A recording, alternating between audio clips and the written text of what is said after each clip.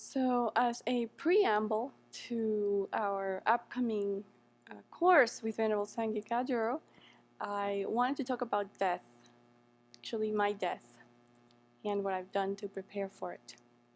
And it's not a morbid subject or a sad subject. It's actually something that I feel quite good about, because it's been a journey for me to be able to talk about death, to accept it, even if as an intellectual exercise, has been a journey.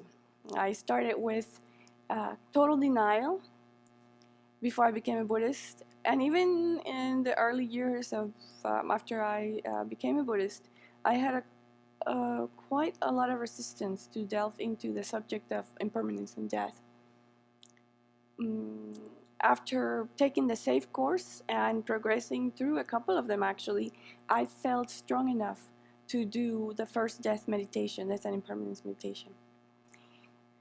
So, and then I liked it so much, I did it almost continuously for a long while. It was like my go-to meditation. And I feel that I progressed quite a bit from denial to acceptance, and then to actually actively planning for it. And that step of planning for it I took when I came to the Abbey. I really, although originally resistant to it, I really appreciated the importance that the Abbey places into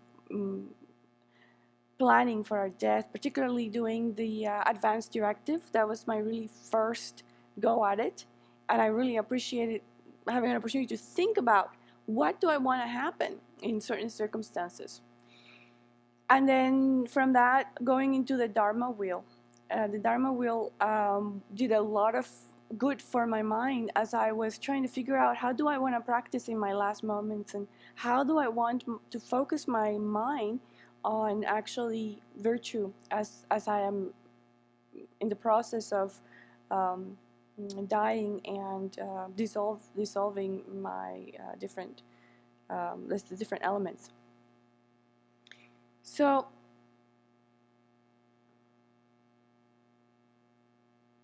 I had to, as I was doing that, I had to come to terms with the fact that, here is the rosy picture of how one arrives at death. You're at home, everything is calm, you have time to think, you have time to reason, you have time to pull out your prayers, you have time to give verbal instructions. People know and can guess what you want and when.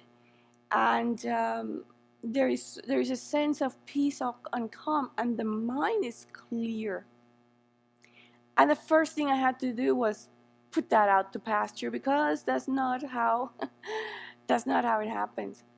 One of the lessons that I have taken from it, particularly looking at my own mind's reaction to just common medicines, is that even the slightest foreign substance that I ingest has an effect in my mind and my body. So let alone at the time of death, where I may be hooked to a machine, or where I may be pumped with sedatives or pain medication, how is that going to affect my mind, and am I going to be able to remember anything? So immediately, by embarking on that project of completing a Dharma wheel, it really took away the ignorance or the veil of confusion about how I might die, let alone if I happen to die at the spur of a moment in a weird accident, or heart attack or something like that. So it kind of made me confront that possibility. And to be able to think about what's important for me at that time. What kinds of prayers? How do I guide my mind, even if I'm in a total state of confusion, to be able to focus on virtue at that very critical moment? So it's very, very, very helpful.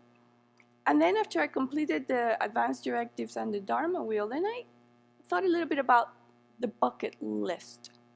So what's my bucket list?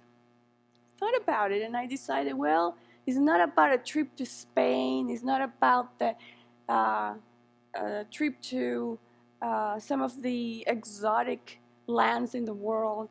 It's not about winning the lottery. my bucket list was about how do I repair any harm that I have done to the people around me, the people that I grew up with, people who care for me, people who were kind to me, and that I had somehow wronged or just simply neglected to mention how much I appreciated their help and their care. So over the last few years, as I've been here at the Abbey, I have engaged into a letter writing spree, just basically letting people know how they have impacted my life. What is it that they've done for me that I've appreciated? How much of an influence they've had into my choices in life. And especially those who were there at the hard times that I never bothered to thank, just saying thank you. And I noticed that as I was doing that, all of these steps, my mind was just becoming more at peace with that inevitability of death. So that was my arriving at peace with others. But the other part of it is arriving at peace with myself. And so just as I deliberately and very consciously have been saying thank you to people who have been kind to me and appreciating them, I also need to embark on a similar campaign with myself, which I haven't yet done. I think I'm neglecting myself, although I must say that one of the things that I have done with this mind of preparing for death is a lot of purification and coming to terms with my own mistakes, coming to terms with the things that I wish I'd done differently, and then purifying those is really a kindness to myself, and it helps to prepare for death and arrive at that peaceful state of mind. And that's the piece that I haven't really, I think there's a lot more work that I can do to arrive at this place where I can't not just purify my mistakes, but also look at them with some amount of gentleness and some amount of kindness and acceptance. So I'm working on that.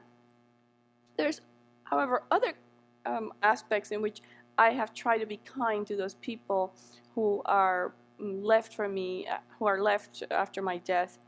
And I thought it was really important, and that is giving instructions also on what to do in, for example, pay my health insurance bill if that hasn't been paid, giving them access to my social security number, bank account, and just going through this exercise of thinking, what will they need to know when I'm gone and I cannot give them that information, to ease and make it as simple as possible for them to deal with my death. And then I went a step further and I thought, gee, how about if I just become disabled? How about if I have a stroke and I cannot remember anything about who I am or where I am, or just, completely become either physically or mentally disabled. So then I wrote a different set of instructions for that occasion, for the people who would take care of me. Exactly what are some of the things that I would like done, where I want to be taken care of, what resources might be available to do that, websites to look at to get information about what to do with my belongings. So the very few that I have that don't belong to the Abbey, and explaining to them that difference between what belongs to the Abbey and what belongs to me, which is very important for family to know at that moment. So I take that as a kindness, that I am exercising kindness for those people who would take care of me, either I become disabled or dying, but also a kindness to myself, so that I can arrive at that peace of mind where, if anything happens, I've planned and prepared for it. The last piece in this death preparedness is, how do I make decisions that take into account the inevitability of death? And so I have arrived at this formula that I go over It's very simple. I ask myself when confronted with a decision or any situation that might seem difficult for me at the moment is, at that moment of death, when I'm on my deathbed, what will I regret doing? And I think about that. Will I regret doing this thing? Will I regret saying this thing? Likewise, what will I regret? What is it that I will regret not doing? But I regret not saying this, not doing this. And so keeping that in mind also helps me, focus my mind on that very critical moment. So anyway, that's all I want to share. Thank you for listening.